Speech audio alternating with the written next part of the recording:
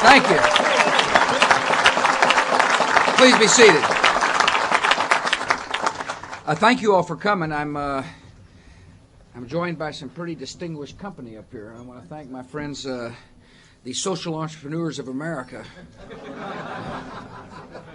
for standing up here today. I want to talk about a couple of subjects. First, I want to introduce Condoleezza Rice, my national security advisor,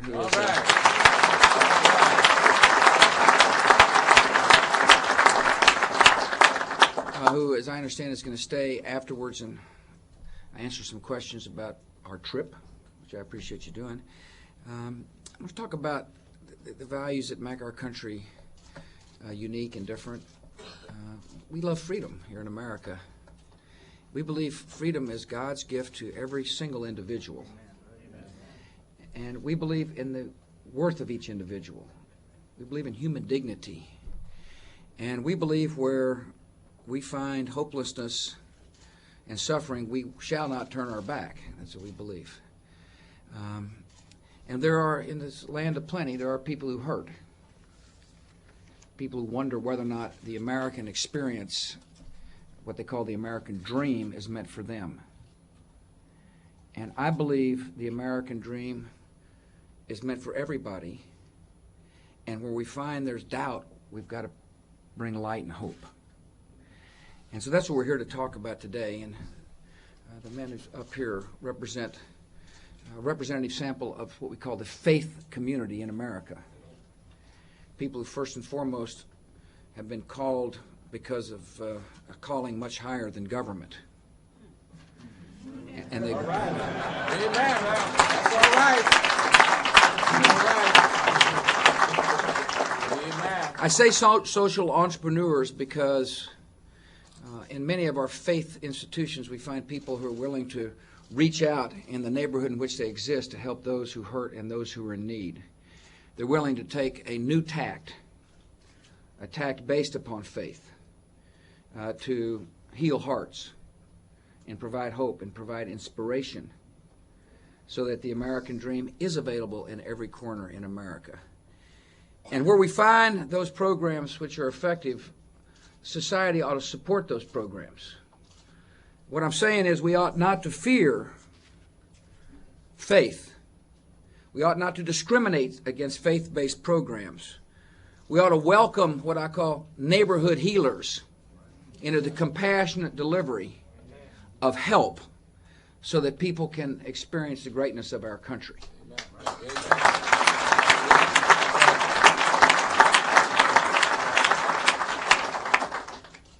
Of course, that then leads to the question of public money, taxpayers' money. My attitude is taxpayers' money should and must fund effective programs, effective faith-based programs, so long as those services go to anybody in need. We ought to focus on, we ought to ask the question in our society, is the faith-based program working? That's right. Not focus on the fact that it's a faith-based program. The government, as it gives support, as it provides help to the faith-based program and in return asks for help for solving social problems, as it does that, it should never discriminate. It should never cause the faith-based program to lose its character or to compromise the mission.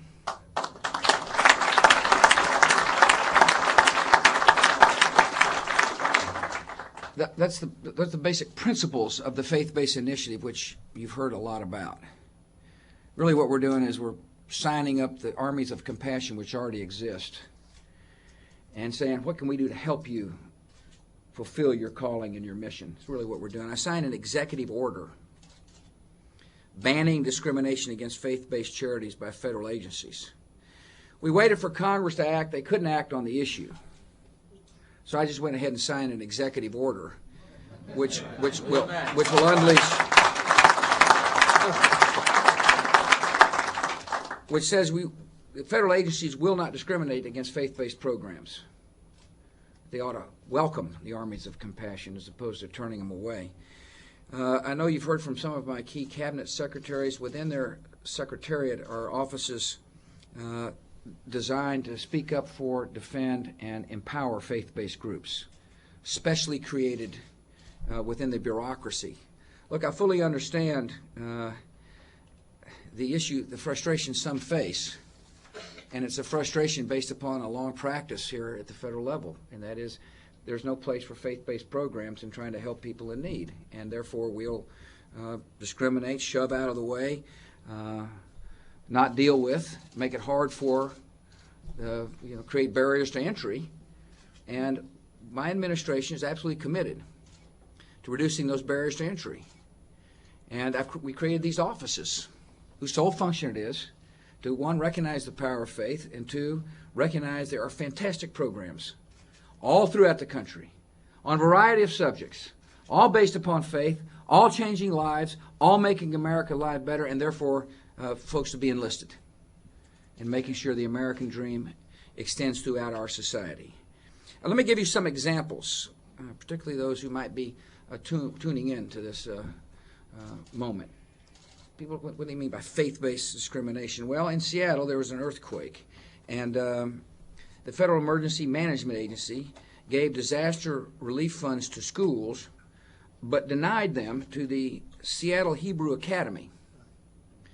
In other words, schools, public schools got funds from FEMA, but not a religious school.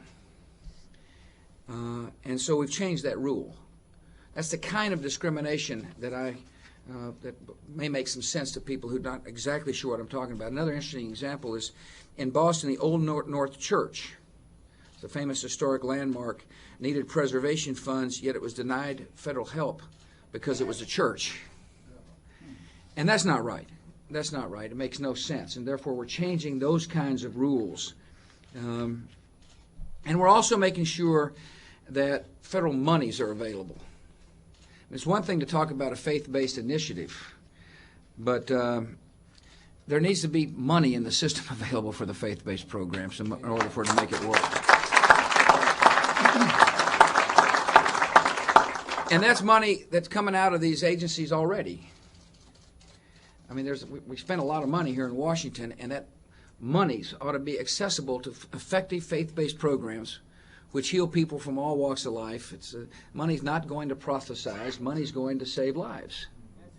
And let me give you some examples of what is working today, maybe examples that you already have heard about, particularly when you go to the White House conferences as we try to describe how to access the system. In Columbus, Ohio, St. Stephen's Community House, it's a faith-based program, is using nearly $1 million from the Department of Education to expand its after-school program. There's kind of an interesting use of education dollars that will help faith-based programs fulfill their mission. The Frederick Douglass Community Development Corporation, started by the Memorial AME Zion Church in Rochester, New York, has received more than $5 million from HUD to build low-income houses for seniors. The AME Church decided to do something about the housing issue as far as the seniors go in their congregation, and accessed federal money and put together a housing project. Now, a lot of people don't, when they think about the AME Church, or any church for that, they don't think housing. Except I know some social entrepreneurs from my state, right, Evans, who have used their facilities, their skills, to go ahead and to build homes. The Operation New Hope and City Center Ministries in Jacksonville, Florida, and the Exodus Transitional Community in East Harlem went to the Department of Labor, and they received labor funds for job training programs for ex-offenders. Person gets out of prison, checks in at the church, and the church says, wait a minute, we want to help you get back into society. Not only will there be some lessons to be learned, but also here's some training money. Here's a training course. So there's a practical application of taxpayers' money to meet societal needs. And one of the greatest societal needs as we have is to make sure our guys spent time in the pen, not only receives spiritual guidance and love, but spiritual guidance and love can only go so far. And it's also helpful to have him be trained in a job which exists. In other words, there's practical application of taxpayers' money that we want to get into the hands of our faith-based organizations all throughout our society. People say, well, we're already doing that. No, what's happening is that the same programs are being funded over and over and over again. In other words, there's kind of a rut. And that doesn't encourage the entrepreneurial spirit that we're interested in. So one of the things we've done here in the White House to deal with this issue is we've started, in Jim Toohey, is that we got an office dedicated, by the way, to the faith-based initiative. And we've started White House conferences to explain to people how the process works. And Toohey handed me this book when I came in. These are the different pots of money, if you will, that are accessible to the faith community so that you can help fund the programs. Now, look, we got to do a better job of making sure that we explain what we mean by the faith-based initiative. I understand that. It requires education. People can read everything they want into when they hear faith-based initiative. That all of a sudden opens everybody's imagination in the world to vast possibilities, some which exist and some which don't. And so therefore, we're reaching out to explain to people the practical applications. The Capital Compassion Fund, which Congress has funded, I've asked for $100 million. They've $30 million and $35 million over the last 2 years. But that money goes to help smaller charities learn how to fill out grants, learn what it means to access federal monies. It's one thing for people, however, to learn how to fill out a grant. It's another thing to have the grant fall on deaf ears. And so we're also changing habits here in Washington, D.C. And that's what the office of within these departments are all designed to do, to facilitate, to make it easier for people to access, to make sure that we really do tap the heart and soul of our country. Tony Evans first kind of woke me up to this. We were in Greenville, Texas together, and he said, the best welfare programs already exist on the street corners of inner city Dallas, in this case. They're open 24 hours a day. They got a fantastic guidebook. Been around a long time. The motto of the workforce is clear: love your neighbor. And it dawned on me how true he is. I mean, there's no need to reinvent. We've got it in place. And so therefore, when I lay out an initiative that talks about saving the lives of drug offenders, really what I'm saying is that I understand that when you change a person's heart, you can change their habits.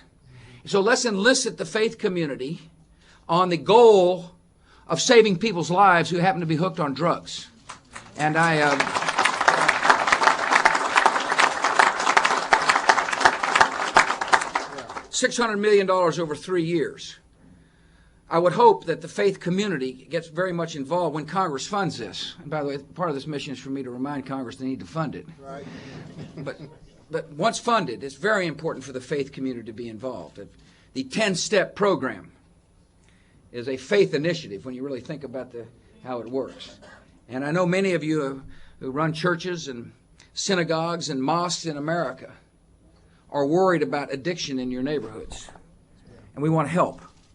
Because we know that some of the most effective programs are those that work when a heart is changed. We've also laid out a mentoring initiative.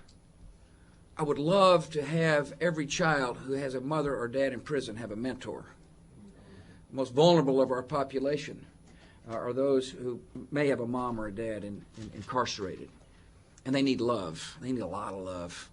And the best way to provide love is to find somebody who's willing to love them through a mentoring program. I went to the Amachi program in Philadelphia. Perhaps you all know about it, out of the Bright Hope Baptist Church.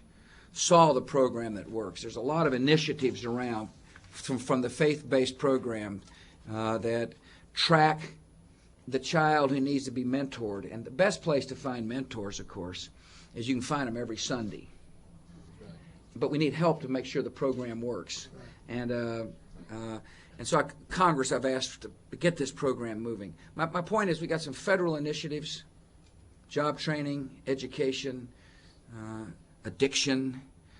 We got a housing initiative here, by the way, that I'm deeply concerned about, what they call the minority gap in America. Too many, relative to the Anglo community, too many minorities don't own their homes. I believe in an ownership society. I know when somebody owns their home, they've got such a fantastic stake in the future. The faith community can help in home ownership. The federal government's got to help a lot here. We've got to make sure there's more affordable homes. We've got to provide tax incentives for people to build homes in inner cities. We've got to have down payment help. And we've got to make sure that the contracts, I can understand somebody, first-time home buyer, getting a little nervous when they pull up the contract and the print's about that big and nobody understands what's in the print. And a lot of people don't want to sign something, they're not sure what it's about. And so we've got education programs through our housing institutions to teach people what it means to buy a home and how to help them access the down payment help. And also to make sure the contracts are clear and understandable. So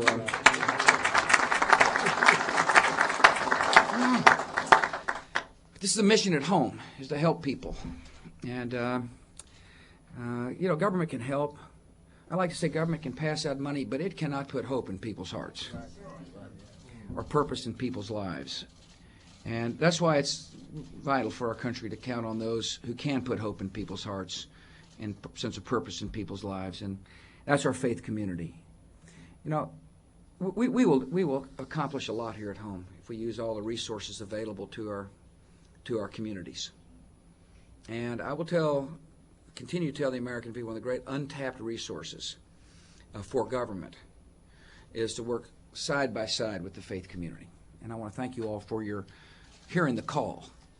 Now, before I end, I do want to also remind you that we will not turn our back on people who suffer in the world as well. Amen.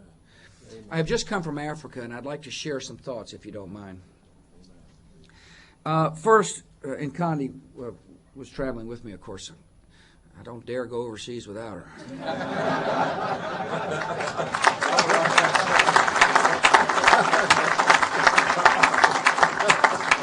At Goree Island, we stood at the point of no return, and it was a moving moment for our entire delegation. I went to Auschwitz earlier, and then I went to here, and it reminded me of the capacity for mankind to be cruel. But the interesting thing that I've come to realize that I spoke at Goree Island was those who were sent to America as slaves and their ancestors who lived in a segregated society stood strong, never gave up faith, and in fact helped America find her soul and her conscience. Right.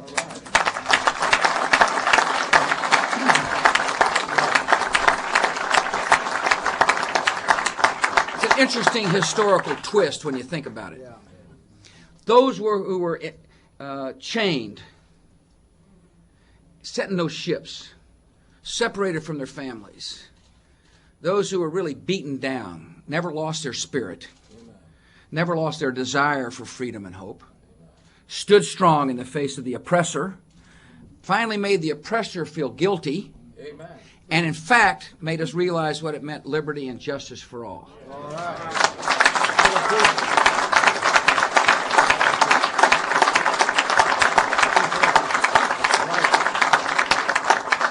South Africa and Botswana and Uganda and Nigeria. And by the way, it took a long time to fly from Senegal to South Africa. It took longer to fly from Senegal to South Africa than it took from America to Senegal. Which means we're covering a lot of country. It's a continent of vast potential, is the way I'd like to describe it. Continent of possibility. And it's in our national interest that Africa do well. Africa has got to deal with a lot of issues. And first of all, the policy of this government is to understand Africans are plenty capable of dealing with issues themselves. They just need help. So, for example, when it comes to helping deal with regional conflicts, one of the things we've got to do is help train their militaries so that they get the capacity to move in and separate warring factions. One of the problems Africa faces, of course, is every time there's a civil war, there's a lot of hurt, death, displacement. It makes it awfully hard for a society to function that is at war with itself, as you know. in those countries, I was struck by its potential and struck by the issues that are faced. One, education issues and health issues, of course. No bigger issue in my judgment, however, than the pandemic of HIV/AIDS. And we live in an amazing world, and yet in the midst of our world, there's a lot of folks who are dying and will die. And it's time for the United States of America to act, and act in a big way, which is what we're going to do.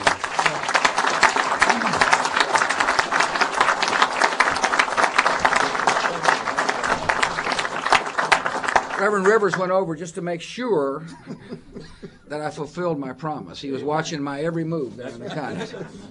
I asked for $15 billion. Now, let me just give you a quick update, and then Connie will be glad to answer any other questions you have about the trip. Some countries are prepared for our aid. Matter of fact, a lot of countries are. And that was a very important question to ask. You know, if in fact we fund, and we will fund, I want to thank you for your help in convincing Congress that they've got to fund the initiative. As you know, we authorized it. Now they got to write the check. And we will. But it was very important for us to see whether or not for example, the capacity to distribute antiretrovirals was in place. Nothing worse than stockpiling medicines that never get distributed to the actual people. We're not interested in helping organizations. We're interested in helping organizations actually get the medicine to the people. And we saw good infrastructure. The Catholic Church, for example, in Uganda is fully prepared to pave the way for a distribution of antiretrovirals. At the same time, help with education and prevention. The first step, by the way, is for leadership to stand up and admit there is an issue. That's right. You've got to admit there's a problem. And most of the societies that we saw admitted there's a significant problem, starting with the leaders. President Museveni of Uganda and President Obasanjo of Nigeria are very strong in saying we got an issue. Forget stigma. We got a health issue that we must deal with as a society. And so, America, first thing we do is look for willingness to participate, and we saw some strong leadership, which is really important. The attitudes are changing on the continent. Secondly, we're looking for infrastructure, people who understand what works. There's an interesting effect with the antiretroviral drugs. It's called the Lazarus effect. And if we can get those antiretrovirals out, and people begin to, out in the country and in the cities, of course, people begin to improve, and all of a sudden somebody sees a neighbor improving and they go, well, maybe I got hope. So hope begins to rise. And so we've got to get these medicines out, and we've got to get a strategy out and a plan out. And what I'm telling you is we saw some good strategies and some good plans proposed by strong leaders, which is a very heartening thing. Our taxpayers have got to know that when we spend that money, it's going to go to save lives. The other key component, interestingly enough, in Africa that's going to make a huge difference is the faith-based community. Yes, sir. The faith-based community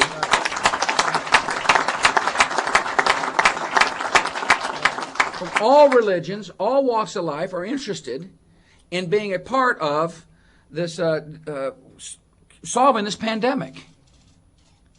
And the other issue is hunger.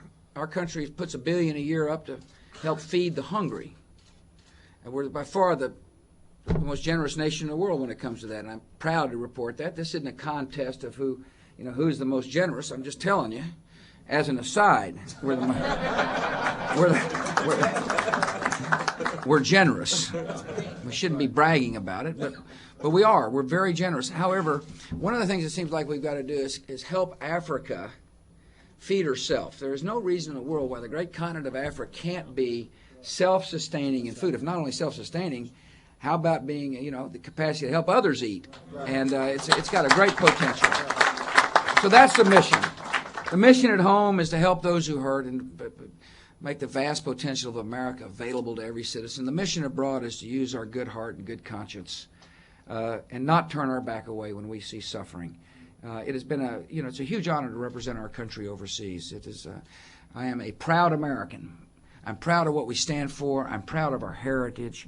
I understand we've had tough times in our history, but the thing about it is we never get stuck in history. We always move beyond. We're always trying to improve, and we base our history and our decision-making, our future, on solid values. The first value is we're all God's children. May God bless you. Thank you for your time.